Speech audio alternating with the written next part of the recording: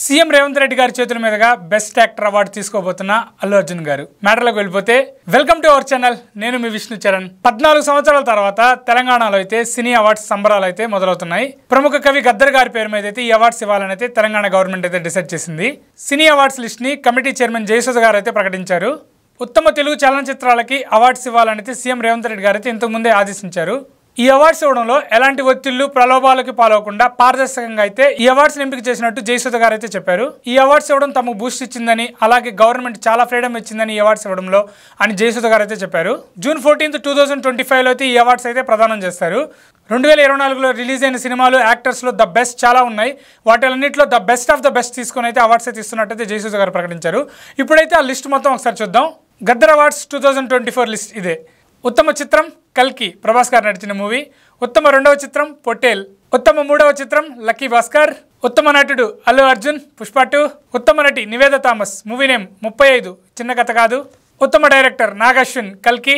ఉత్తమ సహాయ నటుడు ఎస్జే సూర్య, సరిపోదా శనివారం. ఉత్తమ సహాయ నటి శరణ్య ప్రదీప్, మూవీ నేమ్ వచ్చేసి అంబాజీపేట మ్యారేజ్ బ్యాండ్.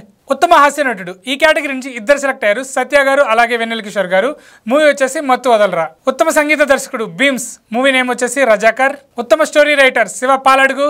ఉత్తమ screen play Venky Atluri, movie name వచ్చేసి లక్కీ భాస్కర్. ఉత్తమ గాయకుడు సిద్ శ్రీరామ్, మూవీ నేమ్ వచ్చేసి ఊరిపేర భైరవకోన. ఉత్తమ గాయని శ్రేయ ఘోషల్, మూవీ నేమ్ వచ్చేసి పుష్ప 2.